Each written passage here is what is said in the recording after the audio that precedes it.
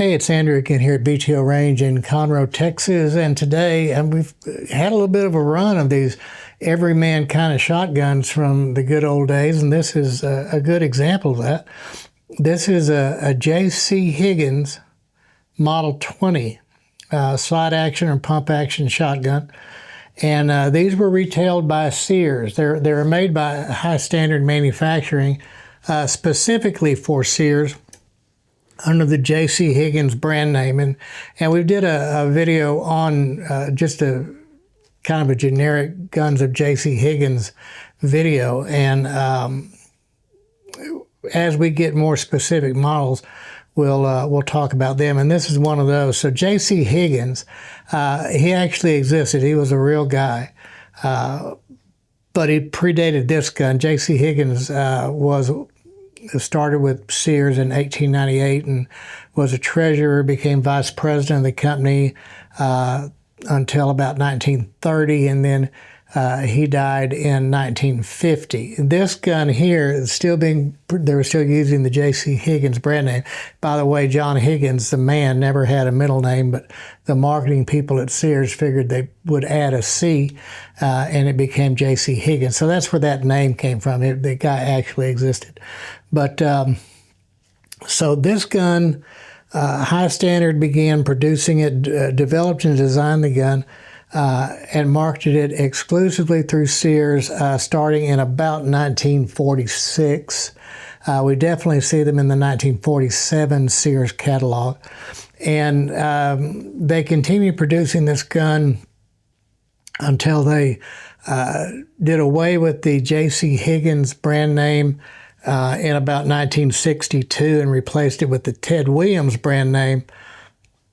And at that time, there were a lot of Sears Winchester product being made under the Ted Williams brand name. So it does create a little bit of confusion as to which gun came first, right? So the Higgins Model 20 came first. High Standard eventually would bring this gun or a variant of this gun out under the High Standard brand name as the High Standard Model 200, and then it adopted into the Flight King series of shotguns, slide action shotguns under the High Standard brand name.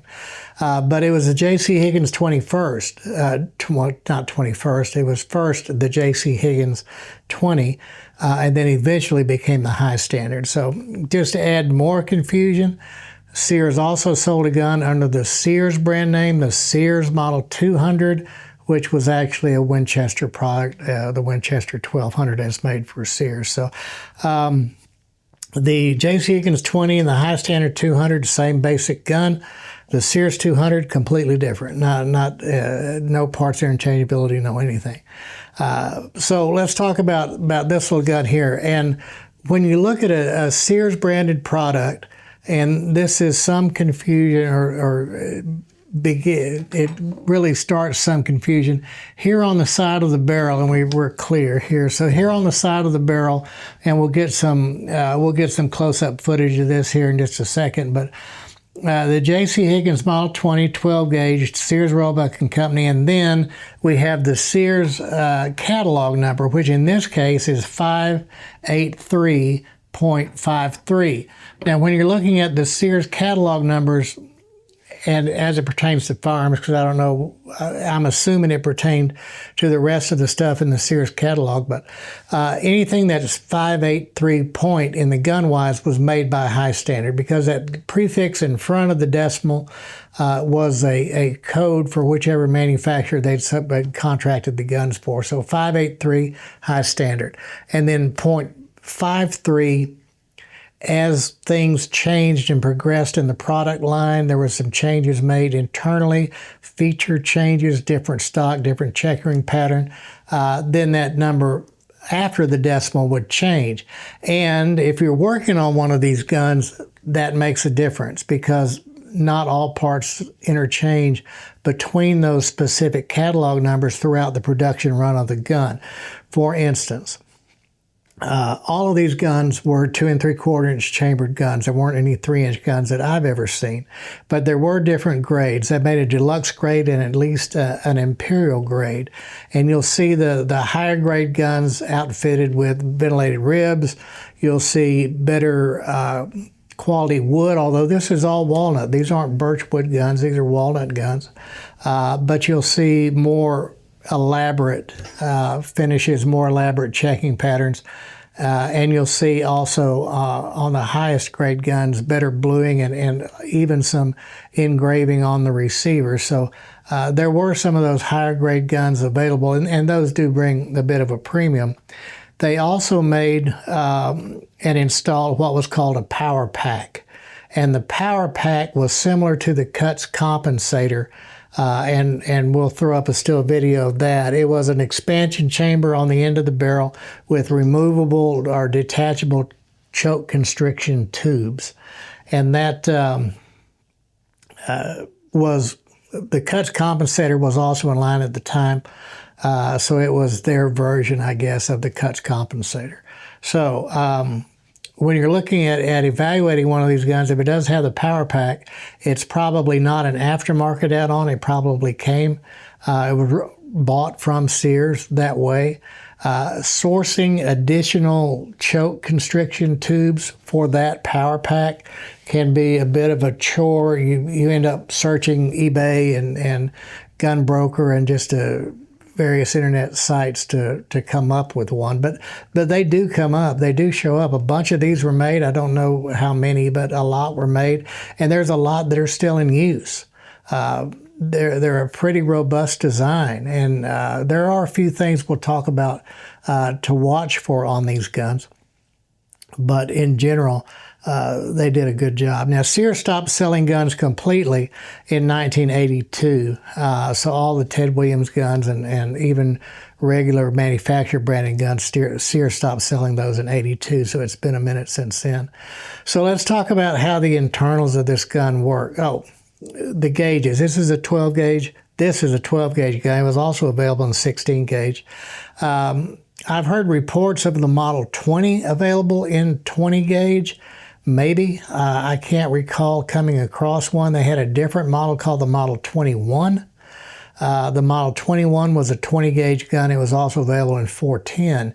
Also made by High Standard, different gun internally. So it was a different model altogether. So I don't recall seeing the JC Higgins Model 20 and 20 gauge. Might have happened. And if somebody has one, please let us know in the comments. I'd like to know and tell me what that 583 point, what the decimals are or the digits are behind the decimal on that. So if we look at the bottom of the gun and we look at the carrier, how it's laid up against the bottom of the bolt when the action's closed. There's a current design that does that, the Mossberg 500.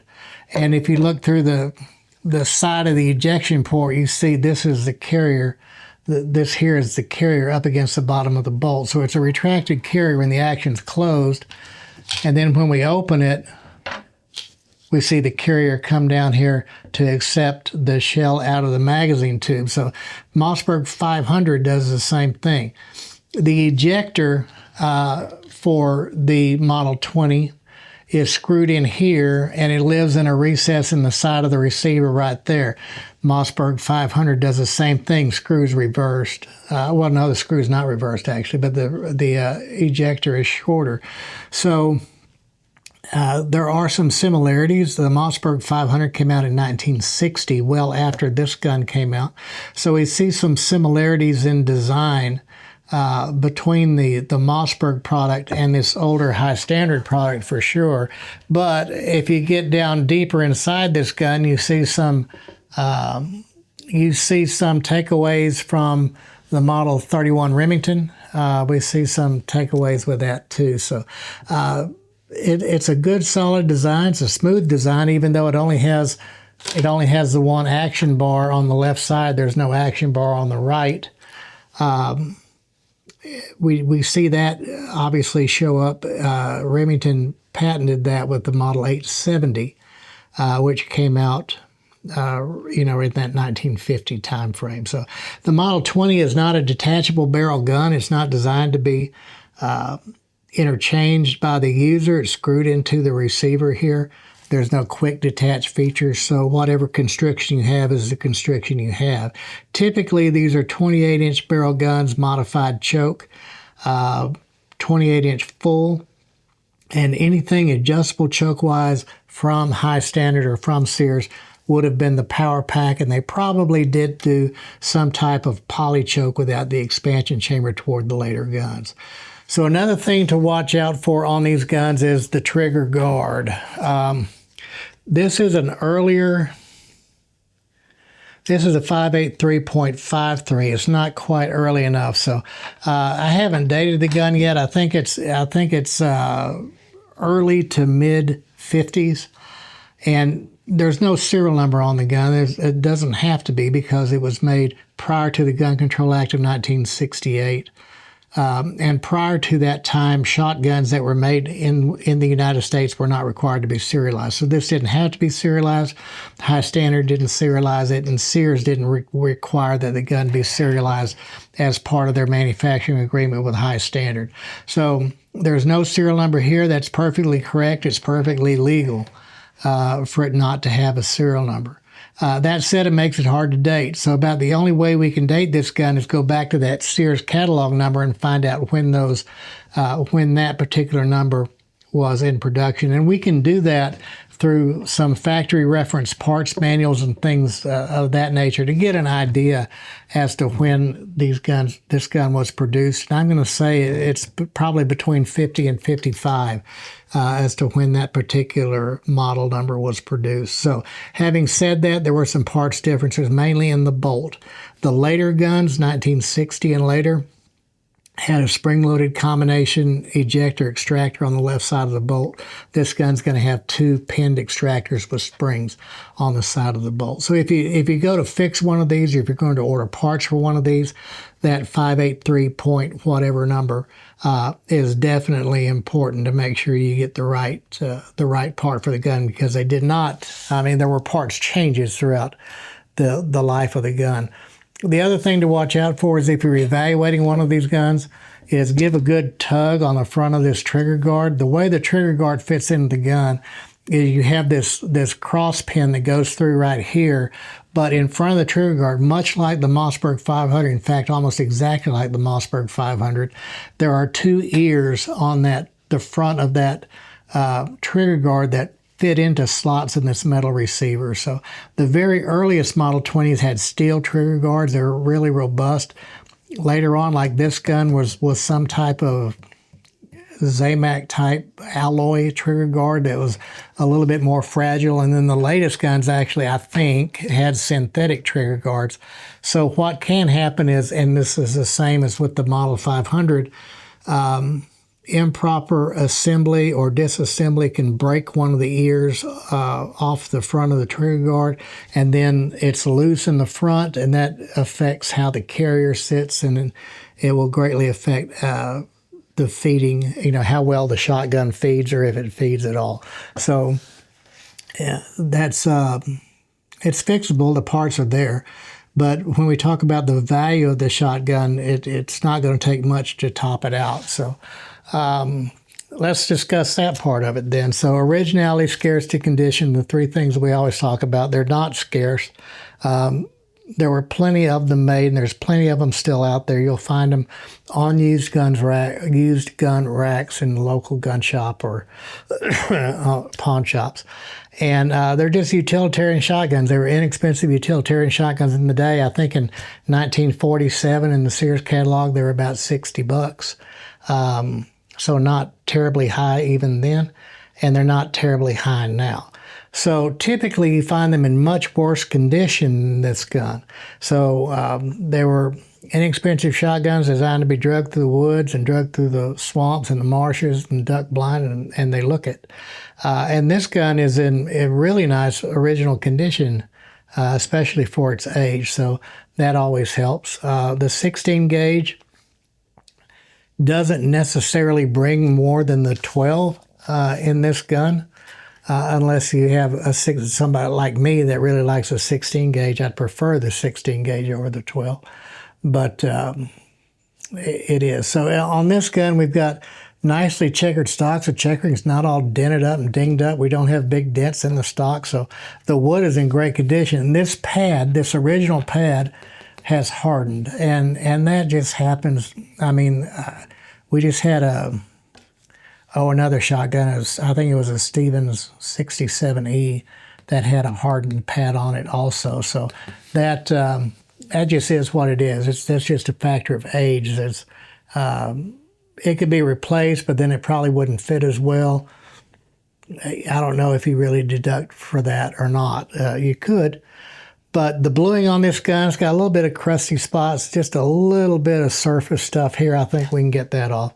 But it's mechanically fine.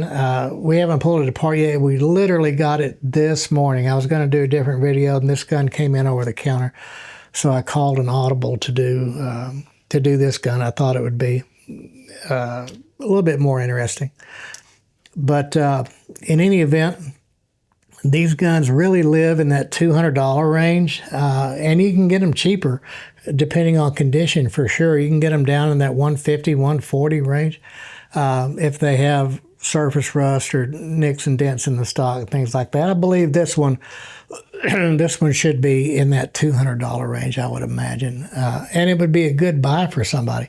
I mean, yes, it's a fixed choke, it's a modified choke, 28-inch long, 2 3/4-inch chamber, but realistically, unless you are past shooting, unless you're shooting geese and ducks at long range, if you're trying to make that 50-yard shot, you probably not the shotgun, but for any other general bird hunting or whatever hunting you're going to do with a 12-gauge pump shotgun, 28-inch modified 2 3/4-inch chamber, it's been getting the job done for a very long time. So it would work well for that. I guess where I'm going with that is there's no reason not to buy it because it's not a so-called modern design with interchangeable choke tubes and all that other stuff. The old stuff still works. Gosh, I put in a good solid week's work myself, and I'm old stuff too. So don't neglect us old guys. We still get the job done. Anyway, JC Higgins Model 20, made by High Standard for Sears for quite a while, from the late 40s up until the very early 1960s, 61-ish, give or take. If you like what we're doing, hit that like button, hit that subscribe button, hit that little bell that lets you know when we post more videos. We try to keep up as we get stuff in anyway. And we really appreciate you watching the videos, and we'll see you on the next one.